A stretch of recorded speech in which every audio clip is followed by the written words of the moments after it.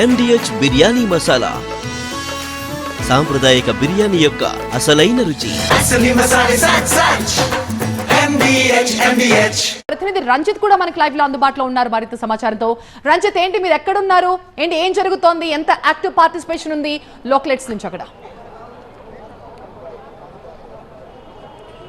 చంపాపేటలో ఉన్నటువంటి ట్విన్ టవర్స్లో ప్రస్తుతం mock drill జరుగుతుంది. మనం చూడొచ్చు, ఈ ఒకవేళ అటాక్స్ జరిగితే ఏ రకంగా రెస్క్యూ అవ్వాలన్నటువంటి దానిపైన కూడా ఇక్కడ ఉన్నటువంటి వారందరూ కూడా అవేర్నెస్ కల్పిస్తున్నారు.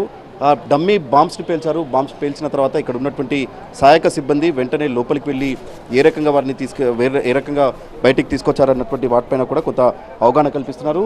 ఇక్కడ అన్ని డిపార్ట్మెంట్లు, మొత్తం 12 డిపార్ట్మెంట్లతో కలిసి కూడా ప్రస్తుతం ఇక్కడ కోఆర్డినేషన్తో కూడా ఈ మాక్ డ్రిల్ అయితే నిర్వహిస్తున్నారు. ప్రస్తుతం మనం చూడొచ్చు, ఈ చంపాపేటలో ఉన్నటువంటి ట్విన్ టవర్స్లో ఒకవేళ 3వ అంతస్తులో కానీ ఆ తర్వాత 10వ అంతస్తులో ప్రమాదం జరిగితే ఏ రకంగా రెస్క్యూ చేయాలి, సివిలియన్స్ ఏ రకంగా ఇక్కడ ఉన్నటువంటి సిబ్బందికి సహకరించాలన్నటువంటి దానిపైన కూడా కొంత అవేర్నెస్ కల్పిస్తున్నారు. ప్రస్తుతం ఆర్డీఓ గారు మనతో ఉన్నారు, వారితో మాట్లాడదాం. చెప్పండి, అంటే ఈ మాక్ డ్రిల్కి సందర్భంగా ఎలాంటి చూపెడుతున్నారు ఇక్కడ ఉన్నటువంటి సివిలియన్? మాక్ డ్రిల్ సందర్భంగా మీరు ఇక్కడ ఎలాంటి యాక్టివిటీ చేస్తున్నారు? అంటే రెవెన్యూ డిపార్ట్మెంట్ నుంచి సంఘటన జరిగిన ప్లేస్ నుంచి మేము సేఫ్ హెవెన్కి పబ్లిక్ షిఫ్ట్ అయినాక వాళ్ళకి అక్కడ భోజనం ఏర్పాట్లు చేయడం కానీ, వాటర్ సప్లై చేయడం కానీ, in coordination with HMWS department, GHMC department and సైకలాజికల్గా మోరల్ బూస్టింగ్, సైకలాజికల్గా వాళ్ళని మనం బూస్టింగ్ ఇవ్వడం, సైకలాజికల్గా సపోర్ట్ ఇవ్వడం, మానసిక స్థైర్యానికి వాళ్ళను మనం రెవెన్యూ డిపార్ట్మెంట్ యొక్క రోలు.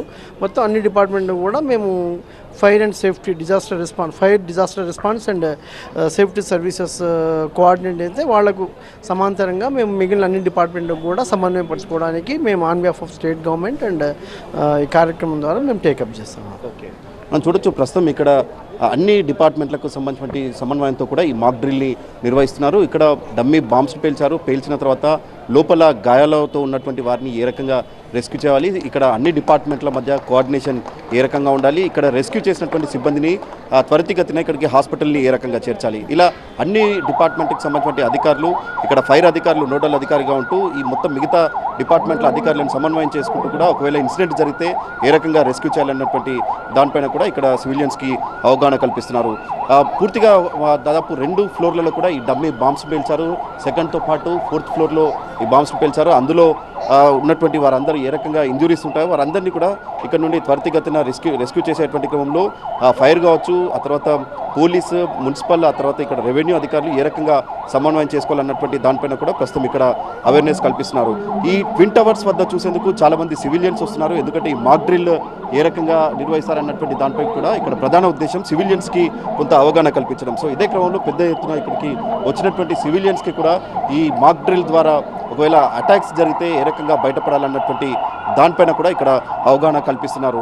దాదాపు ఇక్కడ నుండి 75 మందికి పైగా రెస్క్యూ చేసిన తర్వాత ఏ రకంగా వారందరినీ కూడా ఇక్కడ ఉన్నటువంటి సమీపంలో ఉన్నటువంటి అపోలో డిఆర్డిఓ ఆసుపత్రికి తరలించారు. అక్కడ అంబులెన్స్ల ద్వారా కూడా ఫైర్ వెహికల్, అంటే పూర్తిగా ఇక్కడ ట్విన్ టవర్స్గా ఉన్నటువంటి దాంట్లో మొదట ఏ వెహికల్ రావాలి, మొదట ఫైర్ వెహికల్ వచ్చింది, ఆ తర్వాత పోలీస్కి సంబంధించిన వెహికల్స్ వచ్చిన తర్వాత ఇక్కడ నుండి ఎగ్జిట్ అవ్వడానికి కూడా పూర్తిగా అన్ని విభాగాల సమన్వయం చేసుకుంటూ కూడా ఇన్సిడెంట్ జరిగిన తర్వాత ఇక్కడ నుండి ఏ రకంగా బయటపడాలన్నటువంటి దానిపైన కూడా ఇక్కడ సివిలియన్స్కి అవగాహన కల్పిస్తున్నారు. ఇప్పుడు మనం చూడొచ్చు, ఇక్కడ ల్యాడర్ ద్వారా 3rd ఫ్లోర్లో ఏదైతే చిక్కున్నారో వారందరినీ కూడా ల్యాడర్ సాయంతో కూడా వారిని కిందికి తీస్తున్నారు. అదే రకంగా 5th, 6th ఫ్లోర్లో ప్రమాదంలో చిక్కుకున్నటువంటి వారందరినీ కూడా ఇక్కడ ఉన్నటువంటి రెస్క్యూ సిబ్బంది వారిని భుజాలపై మోసుకుంటూ కిందికి తీసుకొచ్చి ఆ తర్వాత అంబులెన్స్లో ఎక్కించడం, అంబులెన్స్ ఇక్కడ నుండి కంచన్బాగ్లో ఉన్నటువంటి అపోలో డిఆర్డిఓ ఆసుపత్రికి వెళ్ళడం, ఇదంతా కూడా అంటే 10 నిమిషాల వ్యవధిలోనే ఉండాలన్నటువంటి దాంతో కూడా ఇక్కడ అన్ని డిపార్ట్మెంట్ల సమన్వయం చేసుకుంటూ కూడా ఇక్కడ ఈ ఆపరేషన్ అయితే నిర్వహించారు. ఇక్కడ జరిగినటువంటి మాక్ డ్రిల్ని చూసేందుకు పెద్ద సంఖ్యలో చుట్టుపక్కల నుంచి వచ్చారు. ఎందుకంటే అన్ని విభాగాలకు సంబంధించిన అధికారులు ఈరోజు ఇక్కడ మాక్ డ్రిల్ ఉంటుందన్నటువంటి సమాచారం ఇచ్చిన క్రమంలోనే చాలామంది సివిలియన్స్ ఈ మాక్ డ్రిల్ చూసేందుకు పెద్ద సంఖ్యలో ఈ ట్విన్ టవర్స్ వద్దకు చేరుకున్నారు. Right, thank you Ranjith. Pratyush, ఇందాక మనం మాట్లాడుకున్నట్టుగా ఇలాంటి ఒక సిచ్యువేషన్ క్రియేట్ అయినప్పుడు ఎందుకు ఫస్ట్ 15 minutes ఒక షెడ్యూల్ పెట్టుకున్నారు, మిగిలిన 15 minutes ఎందుకు ఇంకొక షెడ్యూల్ పెట్టుకున్నారు అని దానికి కూడా స్పెసిఫిక్ రీజన్ ఉంది. ఎందుకంటే ఒక సంఘటన జరిగినప్పుడు అధికారులు అక్కడికి చేరుకోవడానికి కొంత టైం పడుతుంది. సో 4:15 నుంచి మిగిలిన టైం అంతా కూడా వివిధ డిపార్ట్మెంట్స్తో కోఆర్డినేట్ చేసుకుని వాళ్ళంతా అక్కడికి చేరుకోవడానికి, వాళ్ళకి ఇన్ఫర్మేషన్ పాస్ చేయడానికి కేటాయిస్తే మొదటి 15 నిమిషాలు సివిలియన్స్ ఎలా ఈ 15 నిమిషాలు అంటే అధికారులు వచ్చి మిమ్మల్ని కాపాడే ప్రయత్నం, ఆ ఆపరేషన్ స్టార్ట్ అయ్యే ముందు మిమ్మల్ని మీరు ఏ రకంగా కాపాడుకోవాలి అన్నది అక్కడ ఎడ్యుకేషన్ అన్నది ఫస్ట్ 15 minutes లో జరిగింది. సో అధికారులు వచ్చిన తర్వాత, ఆ సహాయక బృందాలు వచ్చిన తర్వాత వాళ్ళకు కూడా మనం సపోర్ట్ చేయాల్సి ఉంటుంది, వాళ్ళతో కోఆర్డినేట్ చేసుకోవాలి.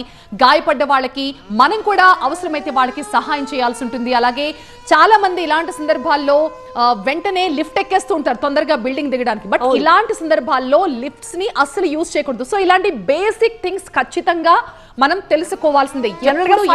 మోగినప్పుడు ఎలాంటివి ఫాలో అవుతామో వాటిలో చాలా వరకు ఇలాంటి సందర్భాల్లో మనం ఫాలో అవ్వాల్సిన అవసరం ఉంటుంది. సో మొదటి 15 నిమిషాలు ఎప్పుడైతే ఇలాంటి ఒక ఎమర్జెన్సీ సిచ్యువేషన్, వార్ లాంటి పరిస్థితి ఉంటుందో ఇలాంటి సైరన్లు మోగిస్తారు. ఆ సైరన్ మోగించిన వెంటనే ముందుగా మనం అంతా చేయాల్సింది ఇళ్లలోకి వెళ్ళిపోవడం. ఇళ్లలో ఉన్న వాళ్ళు లోపలే ఉండడం, బయటికి రాకుండా ఉండడం. బయట ఉండి ఇంటి లోపలికి వెళ్ళలేని పరిస్థితుల్లో ఉన్న వాళ్ళు ఆ దగ్గరలో ఉన్న ఒక క్లోజ్డ్ ఏరియా జాగ్రత్తగా మనం ఎక్కడైతే కనిపించకుండా సేఫ్గా ఉండగలం అని అనుకుంటామో అలాంటి ప్రాంతంలోకి వెళ్ళిపోయి తల దాచుకోవడం అనేది చాలా ముఖ్యం. ఓపెన్ ఏరియాస్ లో అస్సలు ఉండకూడదు. ఇది ఖచ్చితంగా ప్రతి ఒక్కరు గుర్తుపెట్టుకోవాలి. అండ్ MDH కిచెన్ కింగ్ కనుక కిచెన్ లో ఉంటే మనం ఏదైనా తయారు చేయొచ్చు. బెంగన్ భర్త, ఆలు గోబీ, భిండి మసాలా, ఇంకా మరెన్నో. MDH